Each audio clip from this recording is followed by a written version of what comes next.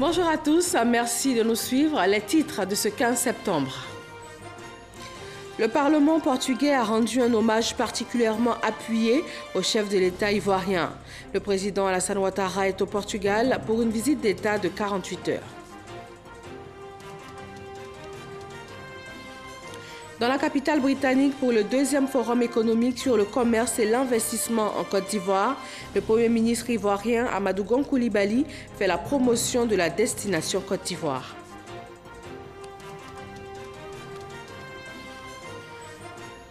« 18 personnes blessées ce vendredi matin après une explosion dans une station de métro à Londres. La police parle d'actes terroristes. Le gouvernement britannique doit tenir une réunion d'urgence. Bienvenue dans le 13h de RTI 1.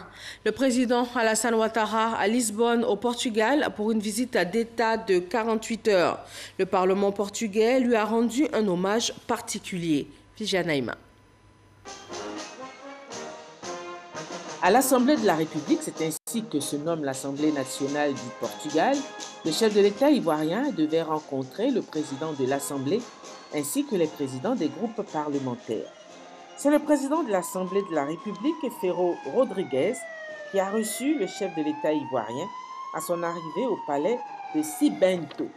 Les honneurs militaires lui ont été rendus avant son entrée dans l'illustre bâtiment où est installé depuis 1833 le Parlement portugais. Le Portugal étant une monarchie constitutionnelle jusqu'en 1910, où un régime républicain a été installé. Le président de la République a signé le livre d'or de l'Assemblée de la République. La rencontre avec le président de l'Assemblée et les présidents des groupes parlementaires s'est déroulée longuement dans une des salles du bâtiment. À la fin de la rencontre, le chef de l'État ivoirien a été invité par le président de l'Assemblée à découvrir la salle des sessions parlementaires où les 230 députés encore en vacances parlementaires feront leur rentrée le 18 septembre prochain. Sur place au Portugal, le président Alassane Ouattara a visité l'exposition d'objets d'art du musée de Côte d'Ivoire organisée au musée des arts anciens de Lisbonne. Vijanaïma. L'accord de coopération culturelle entre le ministère de la Culture du Portugal et le ministère de la Culture et de la Francophonie de Côte d'Ivoire, signé au cours de cette visite d'État du président de la République Alassane Ouattara, connaît dès sa signature une belle illustration avec l'exposition d'œuvres d'art de Côte d'Ivoire au Musée national d'art ancien de Lisbonne.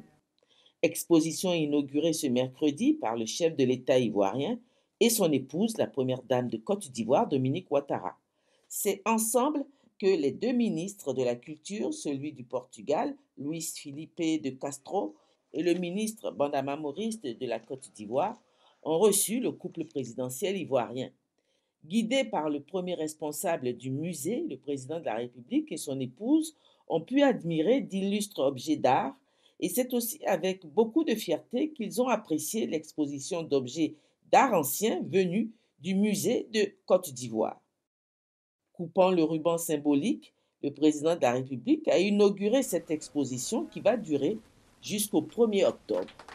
Si la coopération culturelle entre les deux pays n'est qu'à ses débuts, d'autres actions suivront, annonce le ministre de la Culture, Bandama Maurice. L'accord de coopération culturelle que nous avons signé comprend des volets d'échange culturel, des volets de formation, des volets de partage de pratiques. Nous aurons des journées culturelles portugaises en Côte d'Ivoire, comme nous aurons des journées culturelles ivoiriennes au Portugal.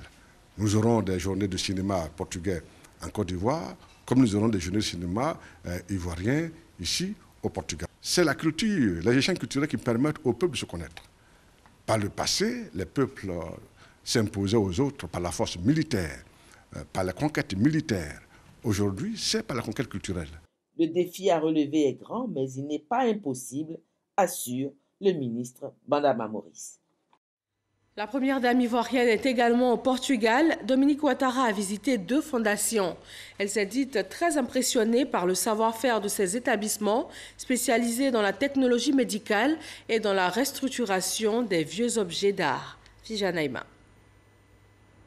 En marge de la visite officielle de 48 heures du président Alassane Ouattara au Portugal, La première dame Dominique Ouattara, par ailleurs présidente de la fondation Children of Africa, a visité les fondations Ricardo Espírito Santo Silva et Champalimo.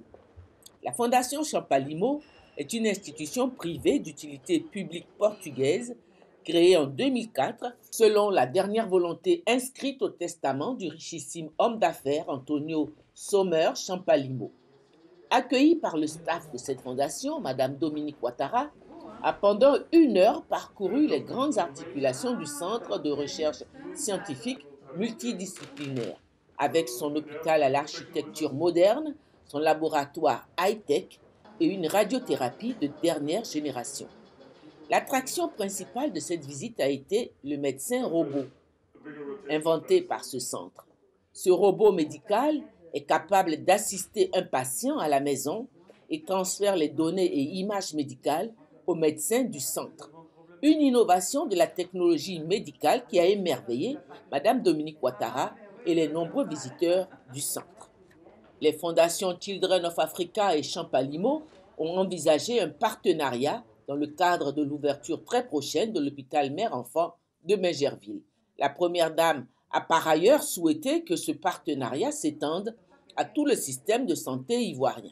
Au niveau de la Fondation, nous espérons avoir une coopération. Nous en avons parlé avec Madame la directrice, non seulement au niveau de l'hôpital, mais je pense aussi au niveau de la Côte d'Ivoire, parce que les personnes qui sont malades du cancer pourront être ici soignées de façon très très efficace et peut-être dans de meilleures conditions qu'ailleurs. La Fondation Ricardo Espírito Santo Silva, que la première dame a visité le mardi 12 septembre en compagnie des ministres de la Culture de Côte d'Ivoire et du Portugal, cette fondation œuvre pour la promotion de l'artisanat et la restauration des œuvres anciennes. C'est en 1953 que cette institution a été créée par Ricardo Espírito, ancien banquier, amoureux de l'art et collectionneur à ses temps perdus. Cette fondation dispose d'un musée, de 18 ateliers de restauration d'œuvres d'art anciennes et de 2 écoles pour les jeunes. Dans le cadre des échanges culturels, la direction de la Fondation Ricardo Espírito s'est dite disposée à accueillir des jeunes Ivoiriens dans ses ateliers. J'ai été particulièrement impressionnée par le travail qui est effectué ici. C'est un travail qui aujourd'hui malheureusement se perd, un très beau travail d'artisanat dans plusieurs domaines, dans le domaine de l'orfèvrerie, dans le domaine du bois, dans le domaine du textile, dans le domaine de la marqueterie. Et je pense que la Côte d'Ivoire a beaucoup à apprendre et on a pensé, avec messieurs les ministres, à peut-être faire des échanges entre nos écoles. Pour ses actions de bienfaisance en Afrique, la première dame Dominique Ouattara a été faite Grand Croix de l'Ordre du Mérite de la République du Portugal par le président de la République portugaise. Direction maintenant Londres, en Grande-Bretagne. Le Premier ministre ivoirien fait la promotion de la destination Côte d'Ivoire. Amadou Gon Coulibaly est dans la capitale anglaise pour la 2e édition du Forum économique sur le commerce et l'investissement en Côte d'Ivoire. Alexis Ouedraogo. Une journée bien remplie pour le chef du gouvernement ce jeudi à Londres. 9 h, Amadou Gon Coulibaly est à la Chatham House, l'Institut royal des affaires internationales. Au pupitre, il expose sur les atouts de la destination Côte d'Ivoire et ses perspectives de développement. Au niveau bilatéral, les relations ivoiro-britanniques présentent de réelles potentialités qui sont insuffisamment exploitées. Le gouvernement ivoirien est donc ouvert pour l'examen de tout nouvel instrument permettant de rendre notre coopération plus dynamique. Le second forum économique sur le commerce et l'investissement en Côte d'Ivoire, que nous tiendrons demain, vendredi 15 septembre 2017, ici à Londres, permettra, j'en suis convaincu, de renforcer la coopération tant diplomatique qu'économique entre le Royaume-Uni et la Côte d'Ivoire. 11 h, série d'audiences et séances de travail. Amadou Gon Coulibaly reçoit Liam Smith. Il est le PDG de la Chambre britannique de commerce. Il représente aussi une brochette d'entreprises écossaises désireuses d'investir dans le pays. Une opportunité pour le secteur de l'énergie, selon le ministre Thierry Tannot. Il est vrai que le secteur en ce moment du pétrole est un secteur qui est difficile du fait des cours internationaux. Mais quelque part, c'est aussi une opportunité pour ce secteur d'investir maintenant et de faire les recherches qui sont nécessaires quand les cours sont bas, de telle manière à profiter d'avoir les profits quand les cours vont remonter, parce qu'à un moment, ils vont remonter. 13h, aux Affaires étrangères, rendez-vous avec le ministre britannique pour l'Afrique, Stewart Hope. Le renforcement de la coopération économique entre les deux pays reste au cœur des échanges. Autre point clé de cette journée marathon, la visite au London Stock Exchange, le cœur du marché boursier international. Nous avons donc examiné avec la Bourse de Londres les possibilités de coopération. Nous avons identifié plusieurs.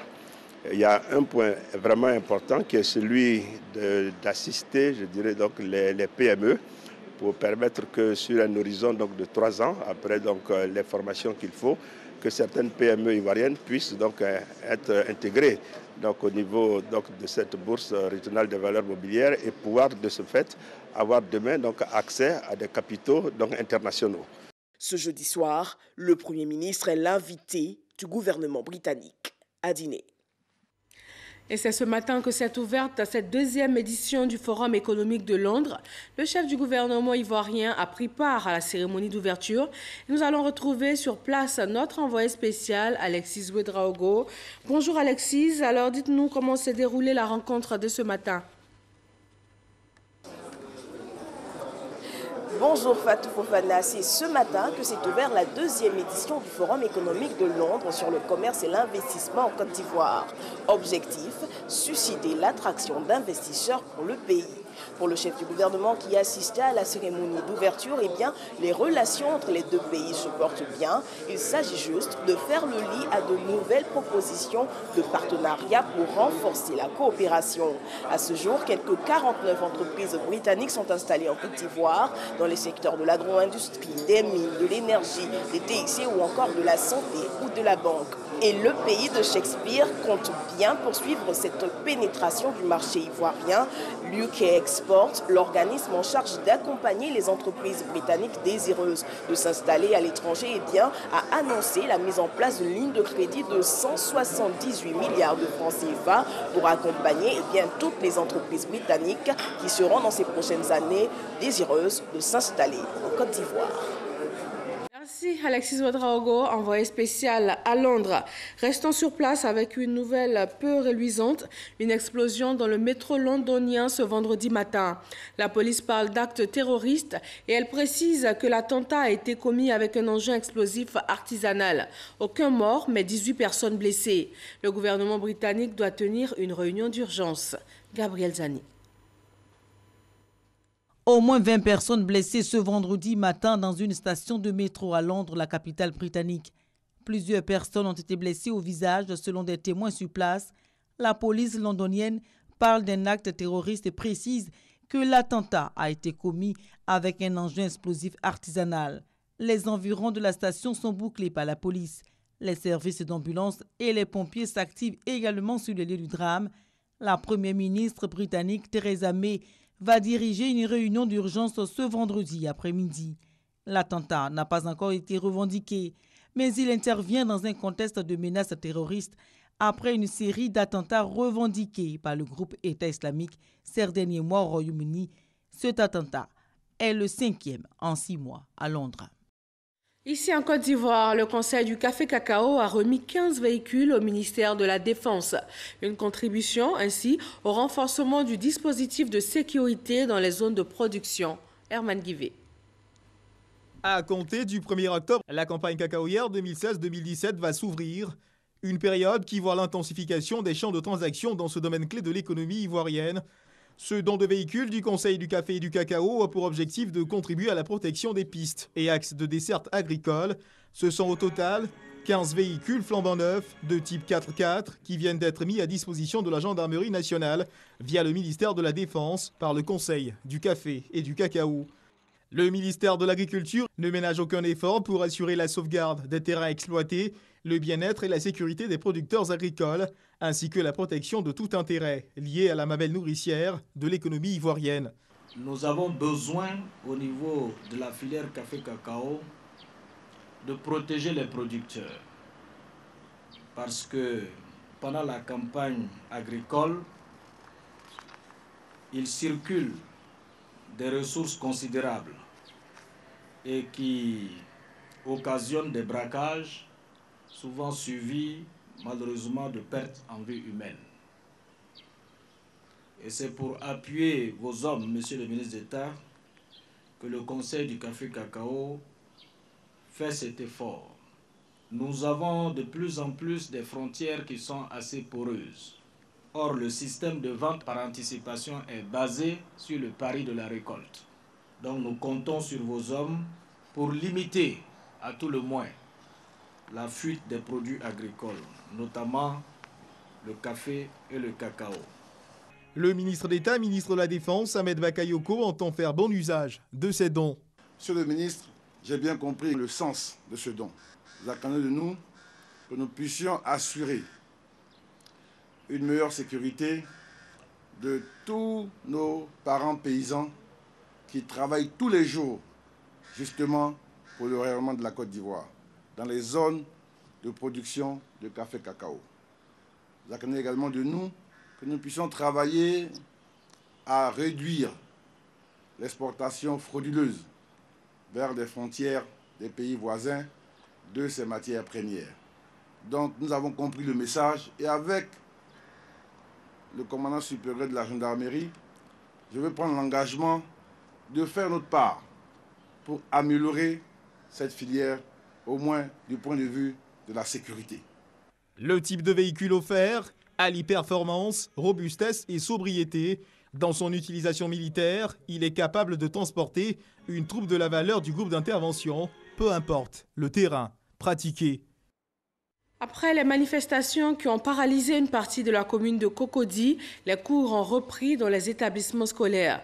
La ministre de l'Éducation nationale a tenu une conférence de presse sur les frais annexes de l'inscription dans les établissements secondaires, source de protestation. Mamadou Kwasi.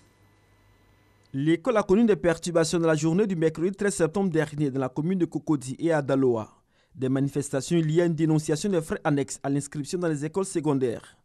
Au cours d'un point de presse, Kandia Kamara a précisé que ces cotisations sont l'œuvre des comités de gestion, COGES. Elles sont fixées par l'Assemblée des parents d'élèves de chaque école et sont de 3 000 francs CFA au maximum pour le primaire et 5 000 francs CFA au maximum pour le secondaire et par an. Elles sont soumises à la validation préalable des directeurs régionaux.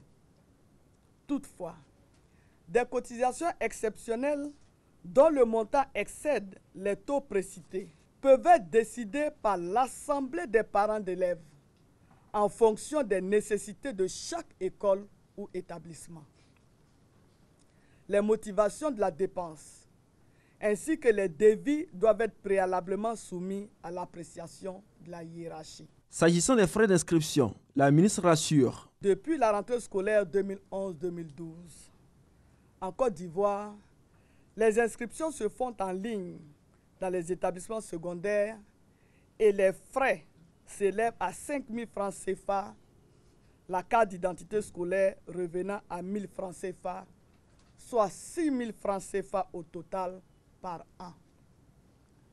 En comparaison avec certains pays africains voisins, le montant des frais d'inscription dans le secondaire public oscille entre 10 000 et 25 000 francs CFA selon les réalités régionales. Au primaire, les inscriptions restent gratuites et cette réalité est vérifiable partout. La ministre a également signifié que ces cotisations demandées par les COGES ne doivent pas comporter de frais d'établement ni de papier RAM. Par ailleurs, Kandia Kamara annonce des mesures judiciaires contre tous ceux qui menacent le bon déroulement des cours. Aussi, ai-je pris toutes les dispositions en vigueur pour porter plainte nominativement contre tout individu qui pose des actes allant dans le sens de perturber le fonctionnement normal des écoles et des établissements secondaires. D'ailleurs, le ministère de l'Éducation nationale, de l'enseignement technique et de la formation professionnelle engage des poursuites judiciaires à l'encontre de M. Assi Fulgence Assi, secrétaire général de la FESI, à la suite des casses perpétrées dans certains établissements. Je réitère que la FESI et tout autre syndicat sont formellement interdits dans toutes les écoles primaires et secondaires de Côte d'Ivoire. Ces mouvements corporatistes n'ont donc pas à s'immiscer dans la gestion des établissements qui ne les concernent nullement. Il faut rappeler qu'après les manifestations de la journée du mercredi 13 septembre dernier, les cours ont véritablement repris dans l'ensemble des écoles du pays. La ministre de l'Enseignement supérieur et de la Recherche scientifique s'est rendue dans les résidences universitaires du campus de Cocody et de la cité Mermoz. L'objectif de ces visites de terrain est d'améliorer les conditions de vie et d'études des étudiants. Ami Sissoko. Je suis en master de géographie. La proximité pour s'imprégner des réalités des étudiants. Le ministre Ly Ramata Bakayoko visite le campus de Cocody et la cité Mermoz. L'une des priorités du ministre de l'Enseignement supérieur et de la Recherche scientifique, améliorer les conditions de vie et de travail des étudiants. C'est une grâce même pour moi d'avoir une chambre parce qu'il y a tellement de demandes, il y a tellement de personnes qui postulent, mais il y en a peu qui sont retenues. On regarde si tu es régulièrement inscrite, si tu valides régulièrement tes crédits, tes unités de valeur. Je suis dans la commune de Port-Boué. Je faisais les allers-retours, ça me fatiguait, je n'arrivais pas à trop bosser. Maintenant, l'université étant tout près, ça m'arrange. Plusieurs bâtiments visités. Les choses ici ont changé. Le campus se met à l'heure du numérique. Le bâtiment TS au campus ancien est désormais bien sécurisé. Seule l'empreinte digitale permet de franchir le portail. Ce bâtiment sécurisé est destiné à l'accueil des étudiants ivoiriens et étrangers en mobilité. Les étudiants qui viennent de Boaké pour les stages de médecine doivent pouvoir être logés pour 2-3 mois pour faire leur stage et retourner à leur base, au lieu d'aller louer des chambres à l'extérieur. Ici règne une belle ambiance. Nous sommes au restaurant de la cité Mermoz.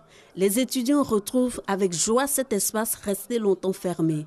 Le ministre n'a pas résisté à l'envie de partager leurs repas. Environ 4000 plats sortent de cette cuisine par jour. Le plat subventionné par l'État va seulement coûter 200 francs à l'étudiant. Quand on descend pour acheter la nourriture, c'est un peu difficile. Il faut avoir au moins 500. Maintenant, grâce au restaurant, avec 200 francs, c'est déjà suffisant. La qualité du plat, c'est comme si c'était à la maison, quoi. 5942 lits sont à la disposition des étudiants dans les 10 résidences universitaires réhabilitées sur 19, soit près de 60% de la capacité totale des résidences. Pour Ly Ramata Bakayoko, tout est mis en œuvre pour atteindre les 100%. Le Premier ministre a mis en place un programme de réhabilitation de ces cités qui va s'étendre sur 2018 et 2019.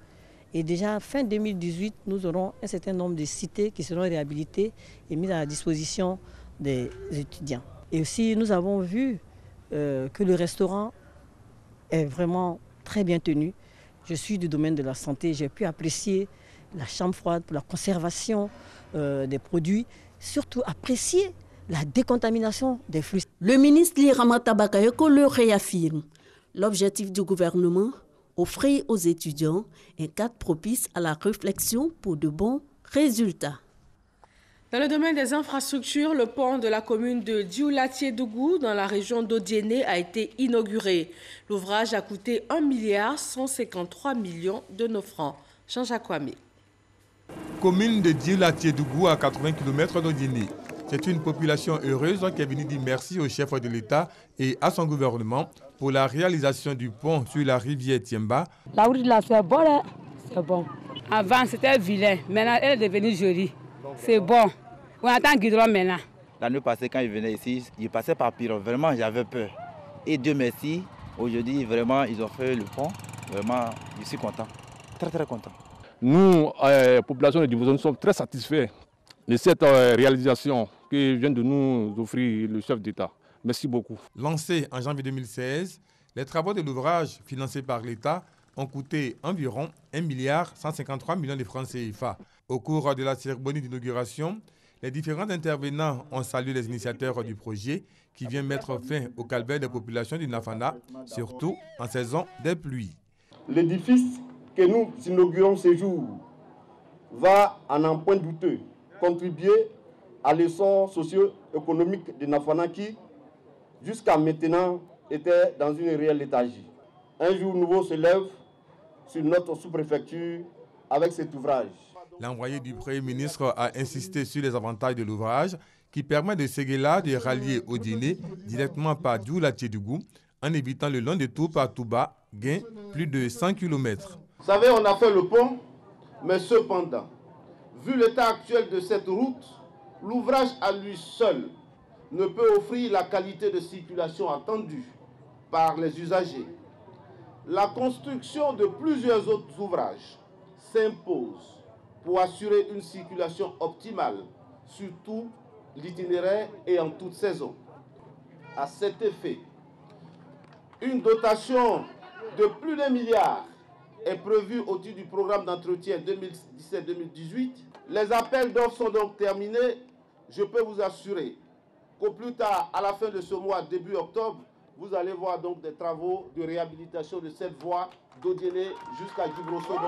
Outre le réseau routier, dont plusieurs projets sont en cours d'exécution, la région, souligne le représentant du Premier ministre, a bénéficié d'importants investissements, environ 10 milliards depuis 2011, pour améliorer l'accès à l'eau potable. La population du Nafana a souhaité que le pont sur la rivière Tiemba porte le nom Seydou Eliman Diarra, fils du village. La proposition, selon l'envoyé du Premier ministre, sera soumise au gouvernement. L'Agence pour l'assurance du commerce en Afrique lance ses activités à Abidjan. Il s'agit d'un assureur multilatéral des risques commerciaux et politiques. Cette agence apporte entre autres son soutien aux investisseurs, aux opérateurs économiques et aussi aux États à travers une garantie pour des prêts dans les banques locales et internationales. Elle compte 14 pays membres. Justine Diké. L'Agence pour l'assurance du commerce en Afrique, ACA, désormais en Afrique de l'Ouest. Cet outil de développement économique suscité par la Banque mondiale et certains pays d'Afrique a pour rôle de promouvoir le commerce en couvrant le risque de non-paiement et d'attirer des investissements dans ces 14 États membres, dont la Côte d'Ivoire. La banque demande des garanties. Quelquefois, l'opérateur économique apporte la garantie requise par la banque, mais la banque juge cette garantie insuffisante. Et c'est ce rôle que nous jouons en apportant la garantie complémentaire requise par la banque. Membre de l'ACA depuis avril 2017, la Côte d'Ivoire a beaucoup à y gagner. C'est une structure crédible parce que déjà elle a été notée par une très grande agence de notation internationale qui est Standard & Poor's, alors notation A. Déjà à partir de janvier, n'est-ce pas, normalement, une représentation doit se faire en Côte d'Ivoire ici. L'installation de l'ACA ici est un levier indispensable pour la promotion des investissements et la promotion des exportations. C'est très important. Et surtout dans l'intégration régionale, qui est un secteur, qui est un élément clé dans notre politique nationale de développement. Déjà, 27 demandes de projets d'un montant de 2,1 milliards de dollars américains au niveau de la Côte d'Ivoire soumises à l'ACA sont en voie d'être financées avec une cotation indicative de 300 millions de dollars américains émise par l'agence. L'ACA est la deuxième institution africaine la mieux notée après la Banque africaine de développement BAD, une crédibilité dont compte profiter la Côte d'Ivoire. L'ONG Christ vient en aide aux populations défavorisées de la région d'Aboisseau. Elle a offert des filtres à eau d'une valeur de plus de 2 millions de francs CFA dans l'objectif d'améliorer leurs conditions de vie. Abou Sanogo. Des filtres à eau offerts aux populations défavorisées de la région d'Aboisseau par l'ONG Christ. Cette action rejoint l'ambition du gouvernement qui est d'offrir aux populations des conditions de vie meilleures. Ces filtres à eau vont permettre à ces populations de rendre limpides les eaux recueillies dans les puits ou marigots et autres sources générales de leurs approvisionnements en eau. C'est un système composé d'un seau, d'un robinet, d'un pot en céramique à l'intérieur qui assainit cette eau destinée à la consommation. Dans l'église primitive, les gens partageaient tout. Et donc, nous avons décidé de faire ce don aux veuves et aux orphelins. Cette action-là a besoin d'une participation assez large pour que l'action porte et ait un impact sur les populations. Offre de soulagement pour ces populations défavorisées de cette région. Je suis touchée par ce geste de l'ONG Christ. Vraiment, C'est une action vraiment qui vient de la part du Seigneur Jésus-Christ. Outre cette action en faveur de la population, l'ONG N-Christ intervient dans le domaine de l'évangélisation et sensibilise contre les risques liés aux grossesses en milieu scolaire et à la consommation de la drogue. Elle existe depuis 2001. Et voilà, c'est tout pour ce 13h. Merci de l'avoir suivi. Je vous retrouve à 20h pour le journal. Très bonne journée à tous sur RTI 1.